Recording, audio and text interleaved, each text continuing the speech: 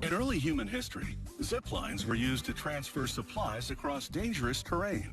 Today, zip lines are popular with tourists and adrenaline junkies all over the world. As the rider approaches the landing, the brake engages, using magnets that induce eddy currents instead of friction. This creates enough drag to stop the ride. To make a zipline brake, they start with a drum. It's made of zinc-coated steel to prevent rust. A worker sands off the zinc so they can add the magnets. He hammers locating pins into the metal. He applies adhesive to the sanded areas, then places magnets onto the adhesive. He uses steel pins as a guide. As the adhesive cures, the magnets bond to the metal. Next, he applies a bonding agent to a shaft bearing and inserts it into the hole in the center. Using a hydraulic press, he drives the bearing further into the hole. These rotor arms will spin in the magnetic field to create the braking force. A worker fits gears into two plates and bolts the plates to each side of the rotor assembly. He tests the rotor arms and slides the rotor gears onto the shaft already installed in the brake drum. He opens the rotors and spins them. He adds a ring of magnets to surround the rotors in a magnetic field. Satisfied with the fit, he removes the rotor assembly from the drum temporarily and clips springs to the rotor. These reaction springs will cushion the braking action.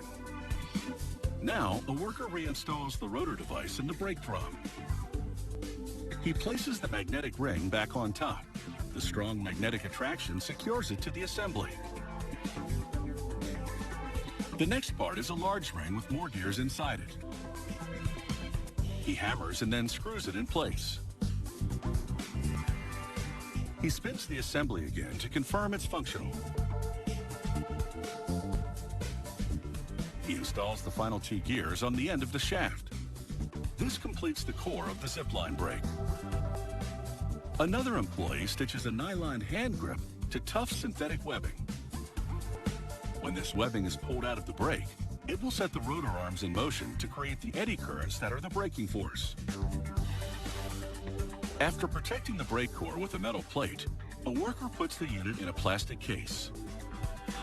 He installs a plate on the shaft for the webbing to sit on, then loops the webbing around it. He also places a drum on top for the retraction spring. He applies silicone adhesive around the drum. This secures the aluminum base plate. He now inserts the retraction spring. He caps the spring with a metal plate and reinforces the clips with metallic tape. Using a crank, he winds more of the webbing into the brake. He tightens the metal shackle that holds the two sections of webbing together and winds the rest of it into the device. He inserts a guide roller for the webbing and adds a two-part retaining clip.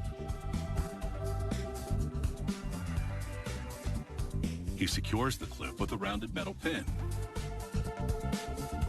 This next part is a plastic insert for the top of the case.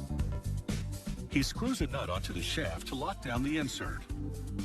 He places the top half of the case onto the brake assembly and secures it to the lower half. He snaps a dust cover onto the case. They're now ready to test this zipline brake system. A motor pulls out the webbing to simulate different body weights and different ziplining speeds, while a computer analyzes the brake's performance.